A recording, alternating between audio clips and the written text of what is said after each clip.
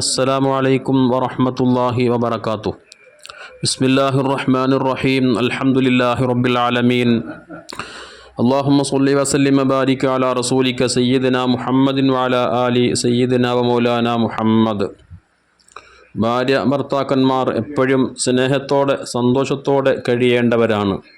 ആ സ്നേഹത്തിനും സന്തോഷത്തിനും ഒത്തൊരുമക്കും വികാരം സൃഷ്ടിക്കുന്ന ഒരു പ്രവർത്തനങ്ങളും ഒരു വാക്കുകളും ഭാര്യയുടെ ഭാഗത്തു നിന്നോ അതുപോലെ തന്നെ ഭർത്താവിൻ്റെ ഭാഗത്തു നിന്നോ ഒരിക്കലും ഉണ്ടാവാൻ പാടില്ല. അതുകൊണ്ട് തന്നെ നമ്മുടെ സംസാരങ്ങൾ നാം മറ്റുള്ളവരെ കുറിച്ചൊക്കെ വർണ്ണിച്ചു പറയുമ്പോൾ, മറ്റുള്ളവരുടെ മഹത്വങ്ങൾ പറയുമ്പോൾ, പരസ്പരം അങ്ങോട്ടും ഇങ്ങോട്ടും കൈമാറുമ്പോൾ വളരെ സൂക്ഷിച്ചുകൊണ്ടായിരിക്കണം അവ കൈകാര്യം ചെയ്യേണ്ടത്. ഒരിക്കലും ഭർത്താവിൻ്റെ മനസ്സിൽ അതല്ലെങ്കിൽ ഭാര്യയുടെ മനസ്സിൽ മറ്റുള്ളവരോട് അനാവശ്യമായ നിലക്ക് തെറ്റായ രീതിയിൽ സ്നേഹമുണ്ടാക്കുന്ന, അടുപ്പമുണ്ടാക്കുന്ന രൂപത്തിലുള്ള ഒരു വാക്കുകളും ഭാര്യ ഭർത്താക്കന്മാർക്കിടയിൽ ഉണ്ടാവാൻ പാടില്ല എന്ന് ഹബീബ് സല്ലല്ലാഹു അലൈഹി വസല്ലമ തങ്ങൾ നമ്മെ പഠിപ്പിച്ചിട്ടുണ്ട്. കാരണം അതുവഴി കുടുംബം തകരാൻ, കുടുംബത്തിൽ ആ കുടുംബബന്ധത്തിൽ ഭാര്യ-ഭർത്തൃബന്ധത്തിൽ വലിയ വിള്ളലുകളുണ്ടാവാൻ അത് ഹേതുവായി മാറും, കാരണമായി തീരും. അതുകൊണ്ട് തന്നെ അത്തരം കാര്യങ്ങൾ വളരെയധികം ശ്രദ്ധിച്ചു വേണം കൈകാര്യം ചെയ്യാനെന്ന് ഹബീബായ മുത്തുനബി സല്ലല്ലാഹു അലൈഹി വസല്ലമ തങ്ങൾ നമ്മെ പഠിപ്പിച്ച ഹദീസുകളിൽ നമുക്ക് കാണാൻ കഴിയും. മഹാനായ ഇമാം ബുഖാരി റളിയല്ലാഹു തആല അൻഹു, ബഹുമാനപ്പെട്ട അബ്ദുല്ലാഹ് ബിൻ മസ്ഊദ് റളിയല്ലാഹു അൻഹുവിനെ തൊട്ട് ഉദ്ധരിക്കുന്ന ഹദീസിൽ ഹബീബായ മുത്തുനബി സല്ലല്ലാഹു അലൈഹി വസല്ലം തങ്ങൾ പറയുന്നുണ്ട്, ലാ തുബാഷുൽ മർഅതു അൽ മർഅത ഫതൻഅതഹാ ലിസൗജിഹാ.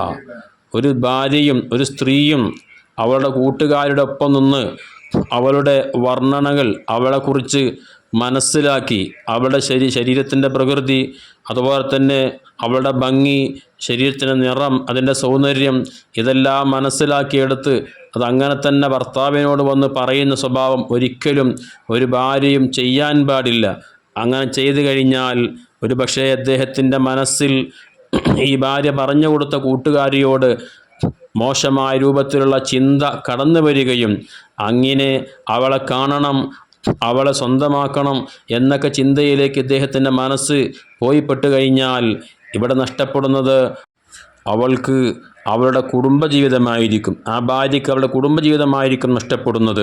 കാരണം സ്വന്തം ഭാര്യയേക്കാൾ മറ്റുള്ള സ്ത്രീകൾക്കാണ് കൂടുതൽ ഭംഗിയും അതുപോലെ തന്നെ മറ്റ് സൗന്ദര്യങ്ങളും അവളുടെ ശാരീരിക പ്രകൃതിയൊക്കെ ഭാര്യയേക്കാൾ മറ്റുള്ളവർക്കാണുള്ളത് എന്ന് ഒരു മനുഷ്യൻ്റെ മനസ്സിൽ കയറിക്കൂടി കഴിഞ്ഞാൽ അത് സ്വന്തം ഭാര്യയെ ഒഴിവാക്കുന്നതിലേക്ക്, അതല്ലെങ്കിൽ കുടുംബ വഴക്കിലേക്ക് അതെല്ലാം കാരണമായി തീർന്നു കഴിഞ്ഞാൽ അതുവരെ സ്വൈര്യമായിരുന്ന ജീവിതം, സ്വസ്ഥമായി ദാമ്പത്യ ജീവിതം മുന്നോട്ട് കൊണ്ടുപോയിരുന്ന ആളുകൾക്കിടയിൽ സ്നേഹം നഷ്ടപ്പെടാനും അകൽച്ചയുണ്ടാവാനും കാരണമായി അതൊരു പക്ഷേ വിവാഹമോചനത്തിലേക്ക് വരെ എത്തിപ്പെടാൻ കാരണമായി തീരും.